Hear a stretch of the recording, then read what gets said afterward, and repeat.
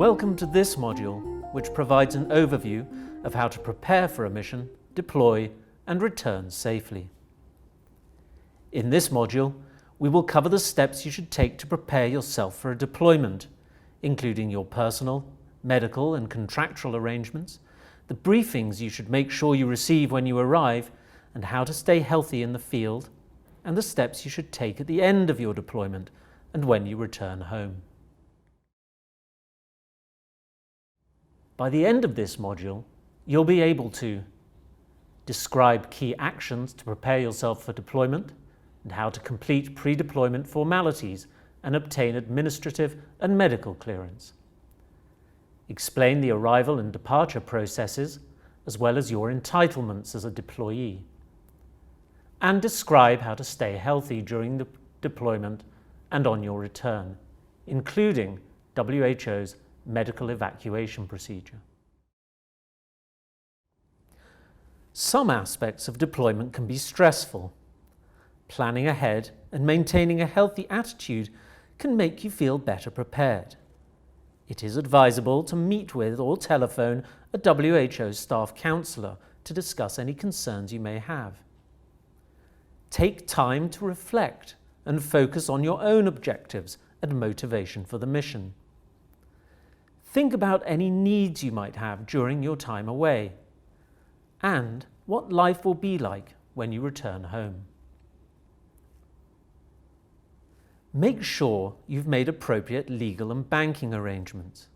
Complete the designation of beneficiaries and personal representative forms that you will receive from HR, and make sure that your banking arrangements are in order.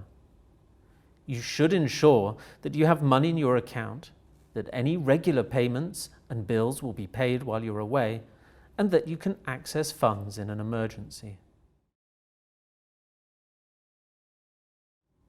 Speak with your loved ones. Explain your mission and its importance. Encourage them to share their feelings about the mission with you. Make sure you know the details of where you're going and how you can be contacted in an emergency. Ensure that support is in place for your family, that there are arrangements in place for childcare, and that you sign any waiver documents necessary for medical treatment. Make sure insurance is in place, and make arrangements for how you will stay in touch with your loved ones during your mission. You will need the following documents: a passport valid for a minimum of 6 months beyond the date of your return to your home country, adequate health insurance, including adequate international medical expenses coverage, basic and advanced security in the field certificates, and other training modules as instructed, and a contract covering the full duration of your deployment. You will also need a valid visa if necessary, and security clearance must be received prior to your departure. Please note, for WHO staff and non-staff, including GORN deployees, travel will be arranged by WHO. Standby partner travel is arranged by the partner organisation. Make sure you understand your contract and your entitlements. There are different types of deployees working in the field with different entitlements. Internal Global Roster are WHO staff members drawn from across the 3 levels of the organisation who can be deployed for immediate response. External Global Roster includes experts who can be engaged on WHO contracts on an as-needed basis. And partnership rosters of available candidates maintained by partner agencies such as GORN and Standby Partnerships and the emergency medical teams. Pack appropriate clothing for the work you have to do. Clothes should be suitable for the climate and living conditions. You need to be mindful of cultural practices. Include a good pair of comfortable shoes and clothes for formal occasions and for visiting communities. Pack a travel medical kit. This will be issued to you, but bring your own routine medications if you have any, and make sure you have sufficient quantities. Bring a notebook and pen to keep a personal log of your deployment. This is good for your professional development and can contribute to after-action reviews. Pack your belongings in appropriate luggage that you can carry easily, and prepare a smaller grab bag or quick run bag. Being physically fit is important. Think of how you can keep up your fitness levels with limited resources in the field. You'll also need to mentally prepare for what lies ahead. Go online and research the country. Look at images. Pack something personal and important to you. Bring music that you like. Talk to someone about your fears, perhaps a friend or colleague who's not in part of your family. Identify a person or a buddy that you can call from the field to share experiences and challenges. This should not be a member of your immediate family. You will be informed about the medical clearance processes required for your deployment. In general, your fitness for deployment depends on your health and vaccination status being up to date for the designated country and context, the risks you might face during the mission, the health facilities available in the country. You should also make sure you address any health concerns and attend any regular appointments before your deployment. Remember, the purpose of medical clearance is to protect you, your colleagues, the organisation, and the country for which you'll be working. On arrival, you must complete a briefing checklist to ensure you have received appropriate briefings with country-specific information. The key contacts are the HR focal point, who will ensure you complete all your arrival formalities, the medical nurse or doctor, who will ensure you receive a medical briefing, a staff counsellor, who will ensure that you're briefed on stress management and the organisation's support systems, and the security team, who will make sure that you're provided with a security briefing and included in their security plan. In addition, you should meet with your line manager to clarify your role and tasks during the deployment. The following individuals are primarily responsible for coordinating your arrival and providing management and support during your deployment. The administrative officer will make all relevant administrative arrangements, for example, making sure you have accommodation, office space, and any required in-country travel. The WHO Country Office HR focal point is your designated focal point on all HR-related matters. Maintaining a healthy regimen is important for your physical and mental well-being. There are physical and psychological benefits to exercising during deployment, but be aware of any restrictions due to security or other reasons. Adapt your regimen. Sufficient hydration with safe water is important to prevent dehydration. Make sure you get adequate rest. Make sure that you always wear a seatbelt and try and avoid alcohol and stimulants. Report any accident or illness to your team leader and the medical service and follow the procedure in place. Practice good hygiene. Wash your hands and dry them with a clean towel or disposable napkin, or use a hand sanitizer. Ensure any water you drink is safe and check with the country office if unsure. Cover food and water and ensure that food is well cooked and hygienically prepared. Maintain house hygiene with regular disinfection. If basic needs in the field are not fulfilled, report them early to make sure that you can improve your work and living conditions. The brochure Get Ready for Deployment contains a lot of information about stress. Stress can be day-to-day, which is part of everyone's daily life, cumulative, resulting from prolonged exposure to stressors, or traumatic or critical incident stress. Working in emergencies can increase stress that you may face.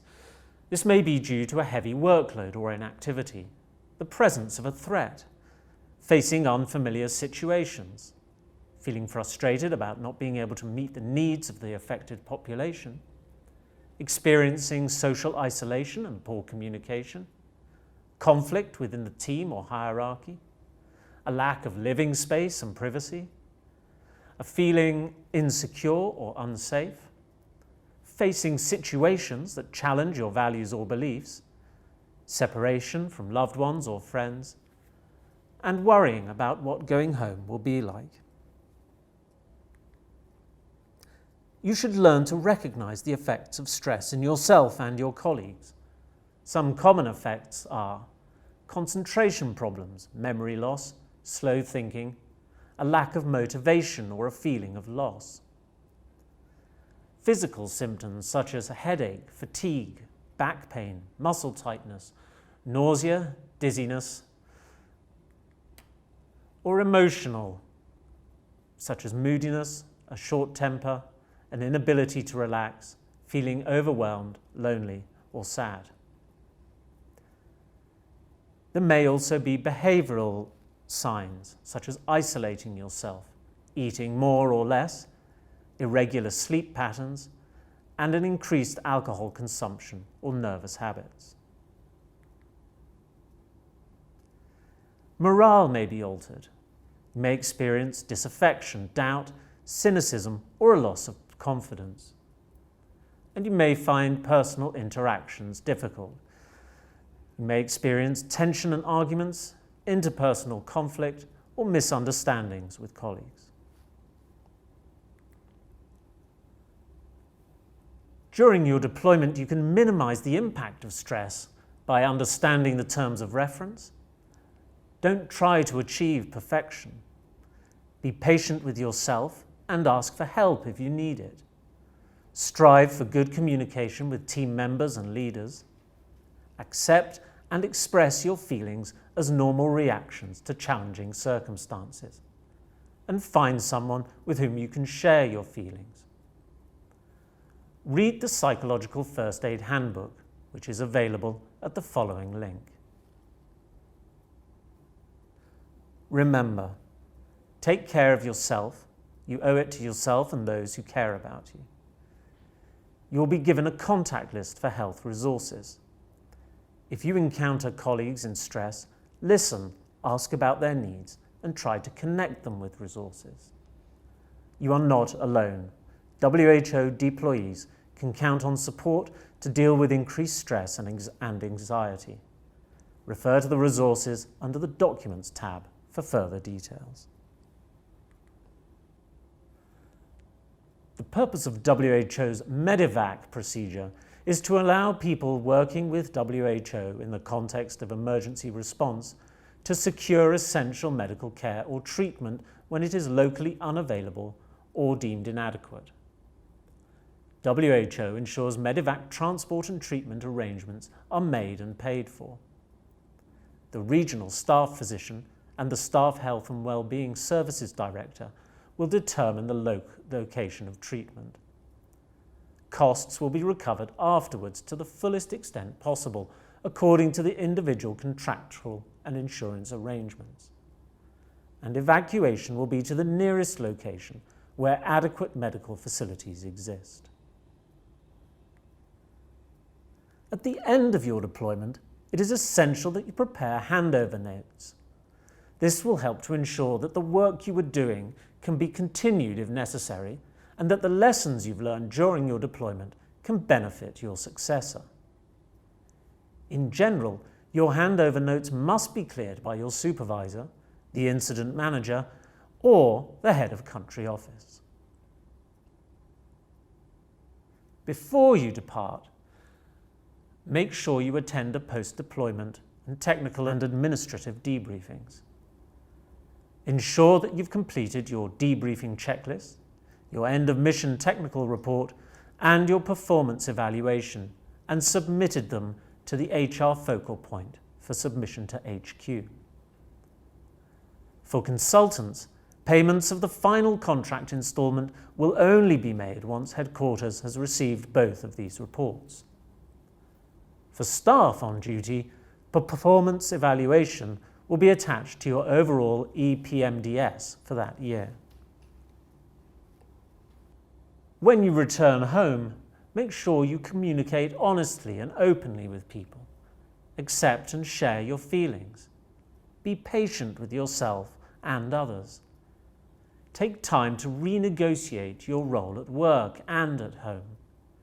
Consider taking an extra day or two to recuperate before reuniting with loved ones so that you have time to adjust from the emergency experience to the home environment. Consider taking some time to rest before going back to work. Understand that your children may be shy or reserved towards you during the initial days following your return. Once you have returned, please continue to monitor your physical and mental health. You'll be provided with a list of services which both staff and non-staff can access. And if in doubt, you can always call one of the numbers below. Staff health and wellbeing services will ask to see you when you return. Ensure you contact them for a debriefing. That is the end of this module. Thank you for your attention. Additional resources can be found using the tabs below.